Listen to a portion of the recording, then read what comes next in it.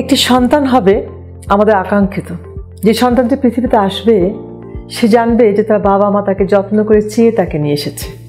সে হবে অত্যন্ত আনন্দের একটি মানুষ। এমনটি যেন না হয় অনাকাঙ্ক্ষিত, বঞ্চিত, এবং এমনটি যেন না হয় যে আপনি পরিকল্পনা করেননি সেই শিশুটিকে এখন আপনার নষ্ট করতে হচ্ছে। তাই এই ক্ষেত্রেই পরিবার পরিকল্পনা। বিয়ে হয়েছে, আপনারা প্ল্যান করবেন, পরিকল্পনা করবেন যে কখন আপনার জীবনে নতুন শিশুটির আগমন ঘটবে। আচ্ছা, হয়তো কেউ লেখাপড়ায় ব্যস্ত আছেন, কেউ কাজকর্ম করছেন, কেউ বাইরে যাচ্ছেন, একটি পরিকল্পনা করে নিতে হবে। যখন মনে করবেন যে হ্যাঁ আপনি এখন তৈরি বাচ্চা নেবার জন্য বা আপনি সন্তান নিতে এখন প্রস্তুত, তখনই আপনি সন্তান গ্রহণ করবেন। এই যে আপনার সন্তান গ্রহণ এবং না নেওয়ার যে সময়টুকু, যতদিন আপনি সন্তান নেবেন না ততদিন আপনাকে একটি ব্যবস্থা নিতে হবে, নইলে অনাকাঙ্ক্ষিত বাচ্চা আসবে। এবং তার জন্য কি হচ্ছে, আমাদের দেশে অসংখ্য এমআর, অসংখ্য অ্যাবর্শন হচ্ছে, যেটি একেবারেই আকাঙ্ক্ষিত নয়। প্রতিটি শিশুর অধিকার আছে এই পৃথিবীতে আসার। অতএব সকলকে কিন্তু পরিবার পরিকল্পনার সাহায্য নিতে হবে। তো এগুলো কি? আমাদের অনেকের ধারণা আছে যে পরিবার পরিকল্পনা নিলে হয়তো কখনোই জীবনে আর বাচ্চা হবে না। এটি সম্পূর্ণ ভুল ধারণা। পরিবার পরিকল্পনা মানেই আমরা একটি সময় পর্যন্ত, নির্দিষ্ট সময়ে কিছু ব্যবস্থা নেব যাতে বাচ্চা না হয় বা সন্তান গর্ভে না আসে। এরপর আপনি যখন ইচ্ছে করবেন তখনই সন্তান আসবে। একেই বলে পরিবার পরিকল্পনা। তো কি কি আছে আমাদের হাতে? যদি সবচেয়ে সহজ জিনিসটা আমি বলতে শুরু করি, সেটি হচ্ছে বড়ি, জন্ম নিয়ন্ত্রণের বড়ি। হ্যাঁ, আজকাল বাজারে অত্যন্ত স্বল্প মাত্রার জন্ম নিয়ন্ত্রণের বড়ি এসেছে, যেগুলো অত্যন্ত ভালো এবং অত্যন্ত ইফেক্টিভ বা কার্যকরী। আপনি যদি নিয়মিত বড়ি ব্যবহার করেন, 1 বছর, 2 বছর, 3 বছর চোখ বন্ধ করে, কোনো সমস্যা হওয়ার কথা নয়। তবে হ্যাঁ, ভুল করে ফেললে তো সেটি আলাদা বিষয়। অনেকের মনে ধারণা যে বড়ি খেলে মোটা হয়ে যাব, বড়ি খেলে ক্যান্সার হবে, বড়ি খেলে আর জীবনে বাচ্চা হবে না। এগুলো একেবারেই কুসংস্কার। অনেক রিসার্চ করে, বৈজ্ঞানিকরা অনেক গবেষণা করেই বড়ি বার করেছেন, এবং স্বল্পমাত্রার বড়ি মোটাও করে না, এবং এটিতে কোনো সাইড বা পার্শ্ব প্রতিক্রিয়া তেমন নেই। হয়তো প্রথমে আপনি যখন খাচ্ছেন একটু বমি বমি, একটু মাথা গোলানো হতে পারে, সেটি কদিনের মাত্র।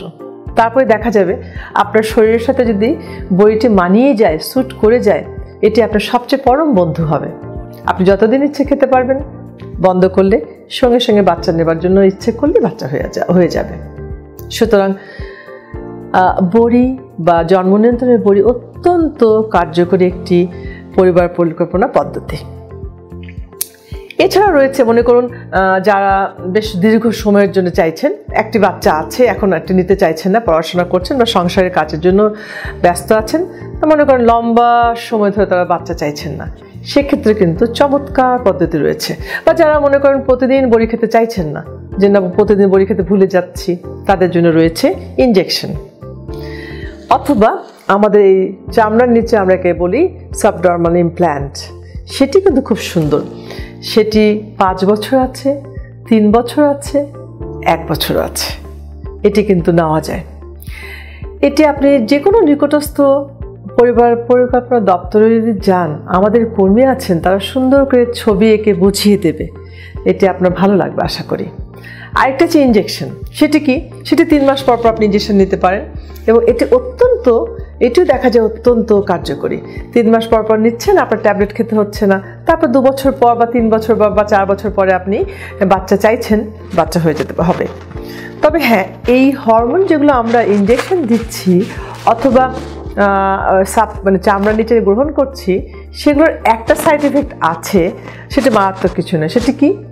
হয়তো বা মাসিকটা অল্প হবে, অথবা মাসিক বন্ধ হয়ে থাকবে। তো এটিতে ভয় পাওয়ার কিছু নেই। মাসিক তৈরি হচ্ছে না বলে বন্ধ হয়ে আছে। এটি এমন নয় যে তৈরি হয়েছে মাসিক, ভেতরে জমা হয়ে পেট ফুলে যাচ্ছে, এটা তা নয়। আসলে এই ইনজেকশনগুলো নিলে দেখা যায় যে মাসিক তৈরি হচ্ছে না, ফলে মাসিক হচ্ছে না। সুতরাং এটি নিয়েও যে কুসংস্কার রয়েছে সেটি সম্পূর্ণ অমূলক। এরপরে যেটি রয়েছে সেটি মহিলাদের জন্য শেষ কথা, সেটি হচ্ছে জরায়ুর ভেতরে আমরা কয়েল পরিয়ে দিই।